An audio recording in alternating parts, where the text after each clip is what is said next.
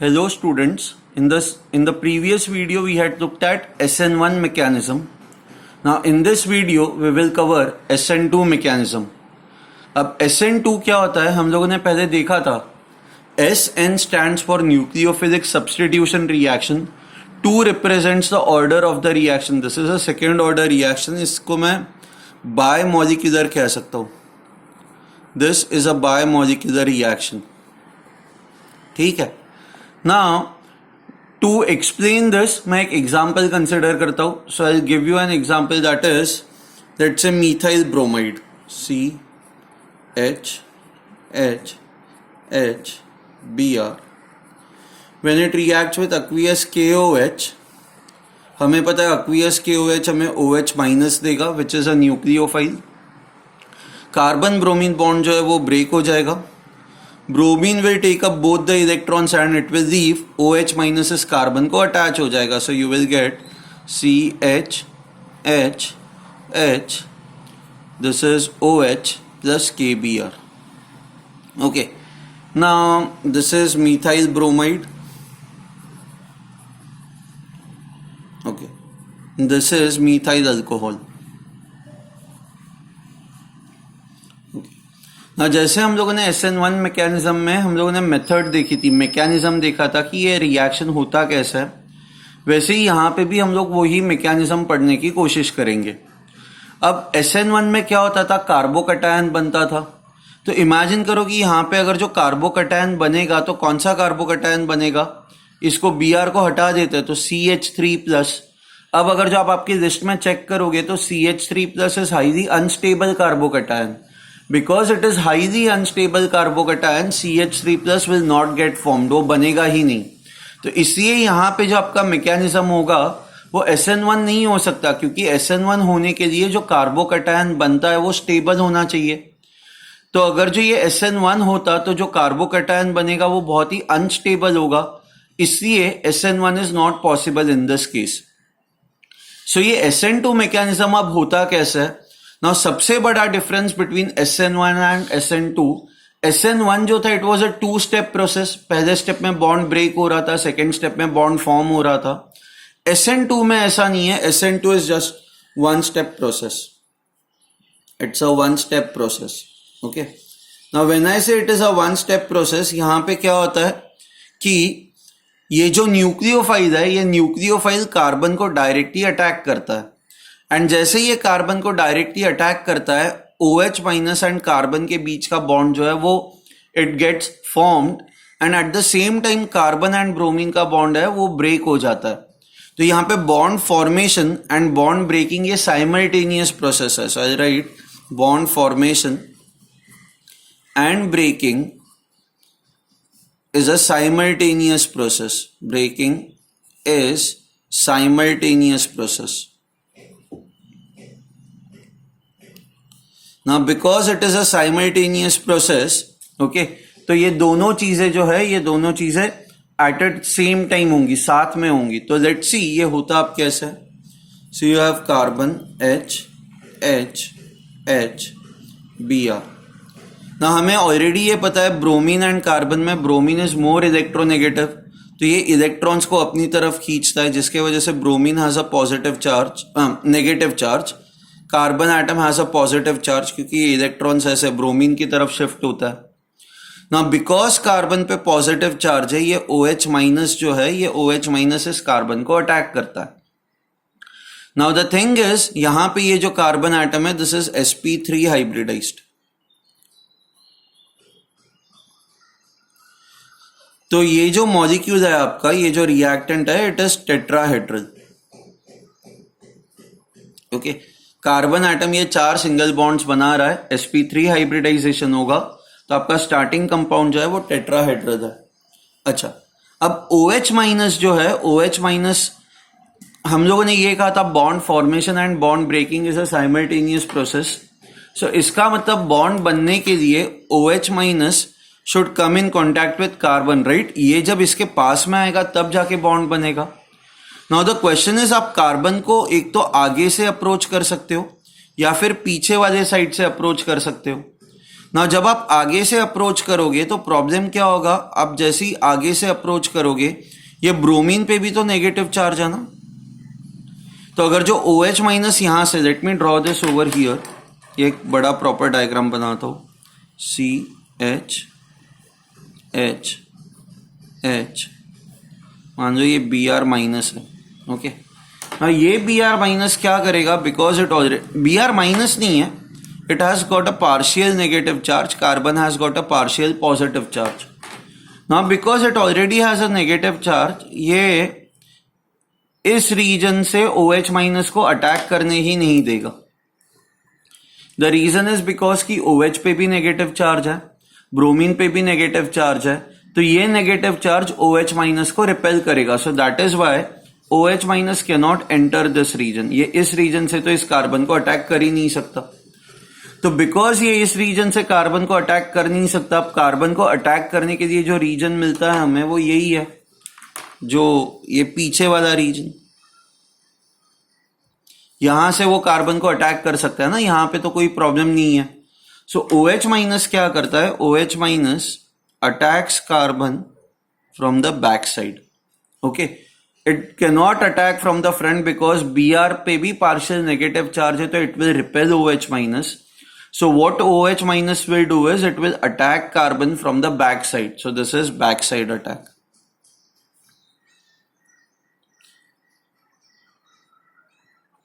अच्छा, back side attack करने के लिए यहां पे ये जो स्पेस है ये खुली खुली होनी चाहिए। ये स्पेस खुली कब होगी, जब यहां पे ये जो ग्रुप्स है ये छोटे ग्रुप्स अटैच्ड होंगे। जैसे hydrogen is very small in size, it is very small in size, तो बहुत सारी स्पेस यहां पे ओपन है। बट आप वही इमेजिन करो कि अगर जो हाइड्रोजन की जगह पे CH3 ग्रुप्स होते तो क्या होता, okay. Let's try to see if CH3 groups were present, what would happen. So you will have carbon, मान लो CH3 H H H, ये C H H H, ये और एक C H H H, okay. And ये side पे मान लो bromine है। हमें पता है ब्रोमीन पे वैसे ही नेगेटिव चार्ज है, कार्बन पे वैसे ही पॉजिटिव चार्ज होता है। इस रीजन से तो अटैक हो नहीं सकता, यहां से तो attack is not possible. So OH minus जो होगा वो OH माइनस आगे से अटैक कर नहीं पाएगा। अब पीछे से अटैक करने के लिए ओपन स्पेस बहुत कम है ना, ये हाइड्रोजन्स बीच में आएंगे, यहां पे ये हाइड्रोजन्स बीच में आएंगे, तो यहां पे क्या होगा कि even back side attack will not be possible.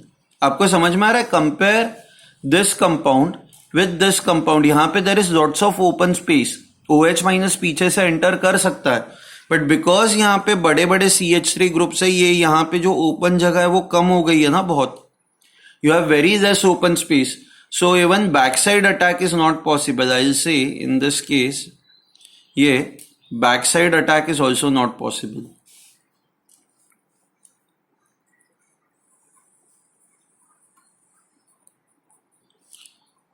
Not possible in this case. I say that there is, ये जो कार्बन है, ये जो आपका मेन कार्बन है जहां पे अटैक होना था, okay, it is crowded, this carbon atom is crowded, this is there is and इस क्राउडिंग को, क्राउडेड मतलब ये इसके आसपास बहुत सारे ऐसे ग्रुप्स है, बहुत बड़े ग्रुप्स है, इसको कहा जाता है क्राउडिंग, या फिर हम लोग और एक वर्ड यूज करते हैं that is steric hindrance. Steric मतलब something that is related to size, these are bigger groups, and hindrance मतलब जो चीज हो नहीं पाती, हिंडर्ड होती है, ओके। हिंडर्ड मतलब जो चीज हो नहीं पाती, तो यहाँ पे OH माइनस पीछे से अटैक नहीं कर सकता due to this bigger groups, due to this crowding, जिसको हम लोग कहते हैं स्टेरिक हिंड्रेंस। सो यहाँ पे ये वाला जो कार्बन एटम है it is attach to 1 2 3, so 3 degree carbon atom. So what I can say is, in the case of 3 degree carbon atoms, backside attack is not possible, and backside attack possible नहीं है तो SN2 is not possible. C SN2 के लिए back side attack होना बहुत ही जरूरी है. It is very very important that attack is from the back side. तो अगर जो बैक साइड अटैक नहीं हो पाएगा तो विच मीन्स SN2 नहीं हो पाएगा. तो I can say for 3 degree substrate, for 3 degree substrate SN2 is not possible. ठीक है, for 3 degree substrate SN2 is not possible. Okay, यहां पे बिकॉज ये आपका मिथाइल सबस्ट्रेट है, ये बहुत ही ओपन है, तो SN2 अटैक इज पॉसिबल. सो अब तक हम लोगों ने क्या देखा है, SN2 is a one step process. Bond formation and bond breaking takes place simultaneously. Nucleophile जो होता है वो न्यूक्लियोफाइल हमेशा बैक साइड अटैक करता है. बैक साइड अटैक करने के लिए ये स्पेस खुद ही होनी चाहिए, स्टरिक हिंड्रेंस नहीं होना चाहिए. If you have a 3 degree substrate तो there will be steric hindrance. Steric hindrance की वजह से OH माइनस बैक साइड से अटैक नहीं कर पाएगा. बैक साइड से अटैक नहीं कर पाएगा तो यहां पे SN2 इज नॉट पॉसिबल. तो यहां पे SN1 होगा जो हम लोगों ने लास्ट टाइम देखा हुआ था. यहां पे SN2 इज नॉट पॉसिबल. ठीक है, नाउ अब तक इतना आपको समझ में आया है. तो नाउ विल गो अहेड. अब हम लोग मैकेनिज्म देखेंगे, ट्रांजिशन स्टेट देखेंगे कि ये किस तरह से ट्रांजिशन स्टेट होती है. So your starting compound is H Br. यहां से OH माइनस अटैक करता है पीछे से. It's a back side attack. Back side attack के बाद क्या होता है, कार्बन एंड ब्रोमीन बॉन्ड जो होता है वो कार्बन एंड ब्रोमीन बॉन्ड वो ब्रेक होना स्टार्ट होता है. सो आपका ट्रांजिशन स्टेट कैसा रहेगा वो देखो आप. So you will have see, ये ब्रोमीन के साथ ये बॉन्ड जो है that is about to break. Okay, this is H, this is H, this is H and OH minus जैसे ही यहां पे अटैक करेगा OH bond is about to be form. Okay, तो ये आपका हो गया ट्रांजिशन स्टेट. ट्रांजिशन स्टेट में चार्जेस आप ऐसे दिखाओगे. ब्रोमीन पे नेगेटिव चार्ज होता है क्योंकि ये इलेक्ट्रॉन्स लेके बाहर निकलने वाला है. इस कार्बन पे पार्शियल पॉजिटिव चार्ज होता है. OH माइनस पे फुल नेगेटिव चार्ज था, बट वो सिंस अपने इलेक्ट्रॉन्स इस कार्बन को दे रहा है तो इस पे नेगेटिव चार्ज कम हो जाएगा, तो ये भी मैं पार्शियल नेगेटिव चार्ज ही दिखाऊंगा. So this is the transition state. I can say that transition state में, सो ट्रांजिशन स्टेट में carbon is forming how many bonds, 1 2 3 4 and 5. सो ऐसे carbon atom is pentavalent.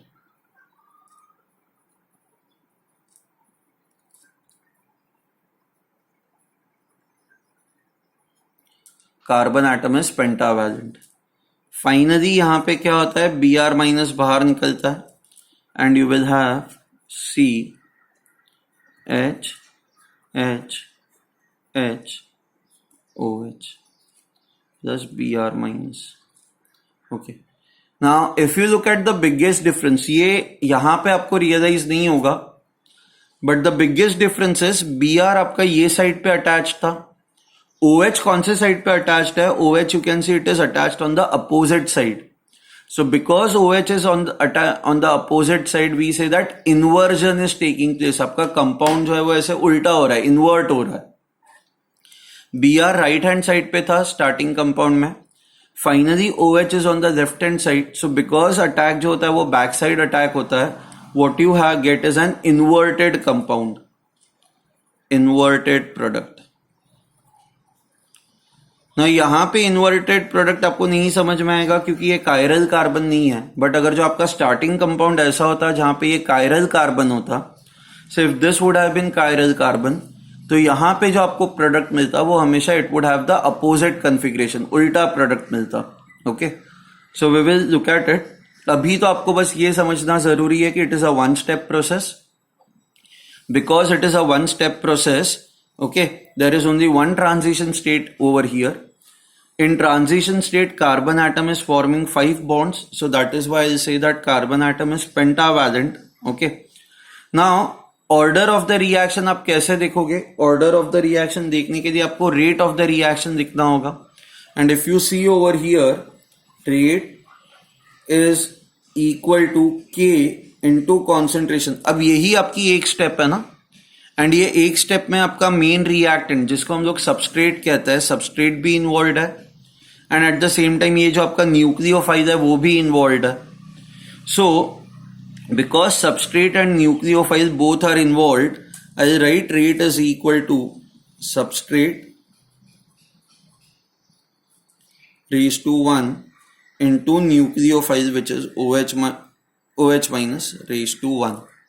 So you can see that rate of the reaction depends upon both. ये आपका main जो compound है that is substrate and your nucleophile. हम लोग elementary reactions के लिए ऐसे ही दिखता है ना, जो भी ये कोएफिशिएंट्स होता है those coefficients are also equal to the order for elementary reactions. तो this raised to 1 into OH minus raised to 1. तो यहाँ पे order of the reaction अब क्या हो गया? What would be your order of the reaction? So total order of the reaction is equal to 1 plus 1, that is equal to 2. So that is why we say that it is a second order reaction. Is this fine? ये आपका second order reaction है. अब हमें दो चीजें देखनी है. पहली चीज तो वो है कि अगर जो आपका स्टार्टिंग कंपाउंड कायरल हो तो आपका प्रोडक्ट कैसा बनेगा, and second we have to look at is something called as energy diagram. ठीक है. So first thing that will do is will make energy diagram, energy profile for SN2. Okay. This is energy. Now initially the energy of the reactants मान लो ये है, ये reactants की energy है. ठीक. अब एक ही ट्रांजिशन स्टेट है, एक ही ट्रांजिशन स्टेट है तो एक ही पीक इन्वॉल्व होगा. सो ये आपका प्रोडक्ट. ओके. यहां पे मैं अज्यूम कर रहा हूं reaction is exothermic. Exothermic reaction है, इसलिए जो प्रोडक्ट्स की एनर्जी है that is less than the energy of the reactants. Okay. The reaction can also B endothermic, जहां पे प्रोडक्ट्स की एनर्जी ज्यादा भी हो सकती है. Okay. Now this represents your transition state. So this is transition state, and यहां पे अगर जो आप ट्रांजिशन स्टेट देखोगे तो ट्रांजिशन स्टेट हमारा कैसा है? CH H H. Carbon atom is pentavalent, Br minus, this is plus delta, and this is OH minus delta. This is basically the transition state, right? There is only one transition state involved in this case. Acha. Now, if your starting compound is basically, let's say, chiral. अब chiral कैसे हो सकता है? chiral के लिए चारों atoms अलग होने चाहिए. सो हमें ये तो पता ही है कि एक तो Br है, ठीक है, दूसरा H, मान लो तीसरा ड्यूटेरियम है, एंड चौथा CH3 ग्रुप है. हाँ, यहाँ पे भी there is lots of open space involve over here. मतलब यहाँ पे भी this carbon atom in this case this is 1 degree carbon atom. Now 1 degree carbon atom में बहुत सारी ये ओपन स्पेस होती है, तो OH माइनस जो है वो OH माइनस आराम से पीछे से अटैक कर सकता है. ना जैसे ही OH माइनस पीछे से अटैक करेगा, हमें ये पता है ये कायरल कार्बन है. So what would happen is you will gate C. Okay. ये हो जाएगा DHCH3 and you will have OH over here. So you can see that Br जिस साइड पे था, OH अब अपोजिट साइड पे आ चुका है. So यहाँ पे जो आपको प्रोडक्ट मिल रहा है दैट इज इन्वर्टेड, एंड इस प्रोसेस को कहा जाता है Walden inversion. Okay. Second thing, your product is optically active. SN1 में हमें रेसिमिक मिक्सचर मिल रहा था, रेसिमिक मिक्सचर में हमें पता है product was optically inactive, racemic mixture light को रोटेट नहीं करता, बट यहां पे because a single product is obtained, ये सिंगल प्रोडक्ट है, इसका कोई इनैंशियोमर नहीं बनता, बस यही बनता है. So because single product is obtained, I say product is optically active. Okay, it is optically active and inversion takes place, आपको इन्वर्टेड प्रोडक्ट मिलता है. अच्छा, now there is one more thing. If you know that this compound rotates light, मान लो कि ये D है, light को राइट हैंड साइड पे रोटेट करता है, डेक्स्ट्रो रोटेटरी है, तो इसका मतलब ये नहीं होता कि ये लीवो रोटेटरी होगा, ऐसा नहीं है. This can also be dextro rotatory, this can also be levo rotatory. आप देख के गेस ही नहीं कर सकते, ये स्ट्रक्चर देख के आप गेस नहीं कर सकते कि ये डी होगा या ये एल होगा.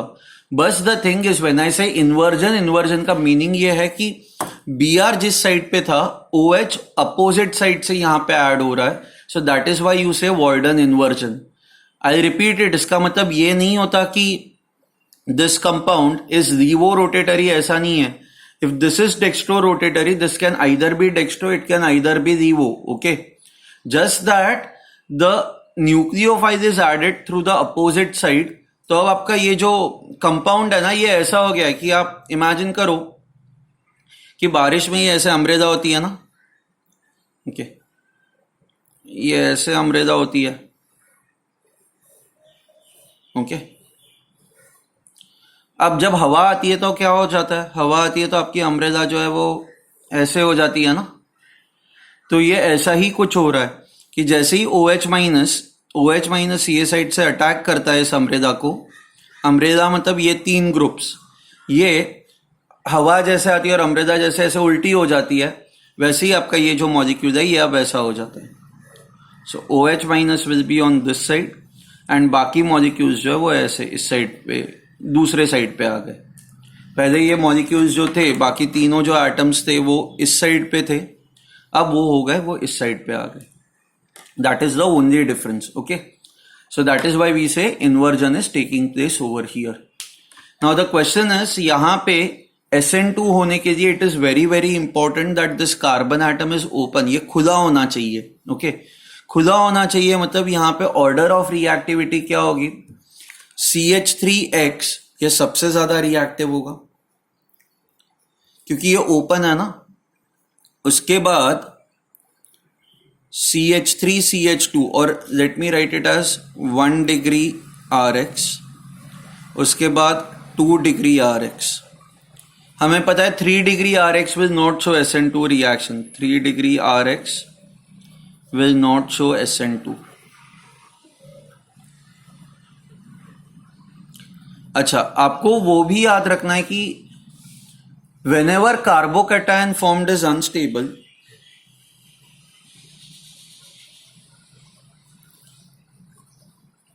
cation formed is unstable, then the mechanism will be SN2. Mechanism is followed.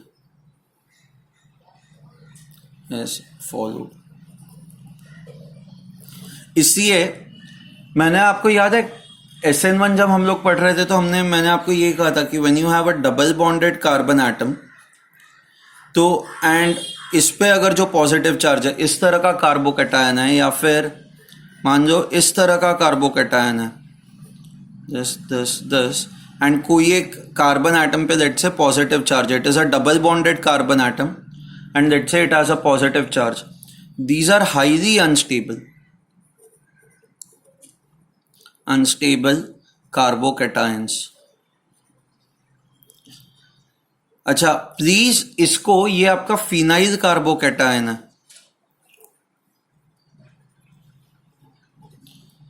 इस फिनाइल कार्बोकैटायन को बेंजाइल कार्बोकैटायन के साथ कंपेयर मत करना. बेंजाइल कार्बोकैटायन में एक CH2 होता है और उस पर प्लस चार्ज होता है. ओके, यहाँ पे डायरेक्टली डबल बॉन्डेड जो कार्बन एटम है उस पे ये प्लस चार्ज है. ये these are highly unstable. Because these are highly unstable, तो अगर जो आपका स्टार्टिंग कंपाउंड ऐसा कुछ है,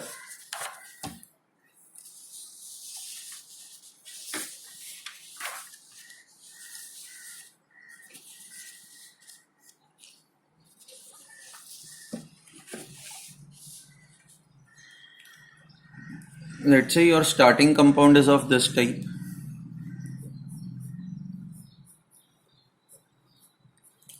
Cl, जैसे क्लोरोबेंजीन। तो यहां पे न्यूक्लियोफिलिक सब्स्टिट्यूशन रिएक्शंस में अगर जो मान लो SN1 होता, तो according to SN1 first step में आपका ये बॉन्ड ब्रेक होता ना, and you would have got carbocation. But we know that this is highly unstable, ये फिनाइल कार्बोकैटायन है, highly unstable, so therefore this is not possible. तो SN1 जो है, that SN1 is not possible in this case. तो इसलिए यहां पे हमेशा SN2 मैकेनिज्म होता है, इज ऑलवेज फॉलोड। तो अगर जो आप हैलो अरीन्स के हम लोगों ने रिएक्शंस देखे थे, तो मैंने आपको उस टाइम पे कहा था, हैलो अरीन्स के जब हम लोग रिएक्शन पढ़ रहे थे, कि the mechanism that is followed is always SN2। ठीक है, if you just go back to that video again, और इफ आप लोगों ने नोट्स अगर जो लिखे होंगे, तो आप अगर जो नोट्स चेक करोगे तो यू वुड रियलाइज कि ये जो हैलो अरीन है ना, ये जैसे क्लोरोबेंजीन है, तो यहाँ पे हमेशा SN2 मैकेनिज्म फॉलो होता है। एंड हम लोगों ने ये भी कहा था कि अगर जो आप ऑर्थो पोजीशन पे, पैरा पोजीशन पे एंड ऑर्थो पोजीशन पे इलेक्ट्रॉन विड्रॉइंग ग्रुप लगाते हो, तो ये मैकेनिज्म जो होता है, ये प्रोसेस जो होती है या रिएक्शन जो होता है, वो और फास्ट हो जाता है। Electron withdrawing groups increase the reactivity of this compound. ठीक है, similarly if your starting compound is of this type, जैसे मान लो CH2 double bond CHCl। Okay, ना यहां पे अगर जो SN1 होगा तो क्या होगा,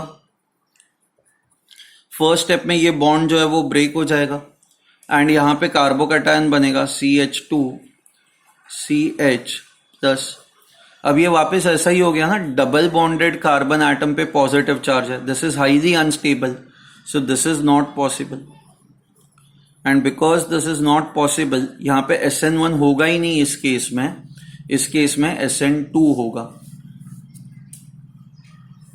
सो SN2 is followed.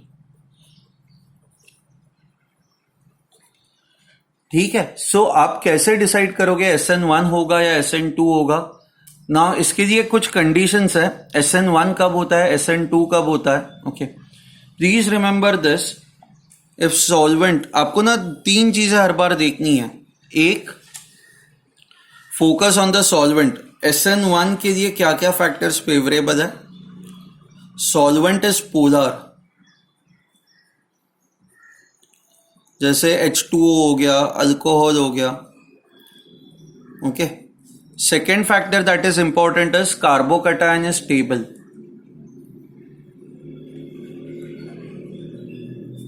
Is stable. अगर जो कार्बोकैटायन स्टेबल है एंड आपका सॉल्वेंट पोलर है, okay, and third thing is nucleophile is weak,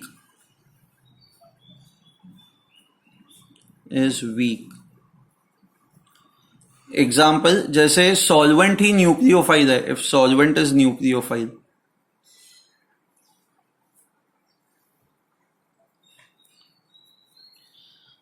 जैसे मान लो H2O is also behaving like a nucleophile, या CH3OH is also behaving like a nucleophile, क्योंकि oxygen के पास लोन पेयर है। तो अगर जो आपका न्यूक्लियोफाइल वीक है तो उन सारे केसेस में SN1 होगा। बट अगर जो सॉल्वेंट नॉन पोलर है या कार्बोकैटायन अनस्टेबल होता है या आपका न्यूक्लियोफाइल स्ट्रांग होता है, तो उस केस में SN2 होगा। ठीक है, सो आप ना हमेशा 2 चीजों पे अभी के लिए फॉलो देखो, ये 2-3 फैक्टर्स। पहले तो मतलब कार्बोकैटायन देखो, अगर जो स्टेबल कार्बोकैटायन बन सकता है तो SN1 at least is possible. But अगर जो स्टेबल कार्बोकैटायन नहीं बन सकता तो SN1 तो पॉसिबल ही नहीं है, सीधा SN1 को आप छोड़ दोगे। ठीक है, सो यहां पे SN1 एंड SN2 खत्म होता है। ओके, नेक्स्ट लेक्चर में हम लोग देखेंगे something called as RS configuration. ठीक है, fine, thank you, will stop over he.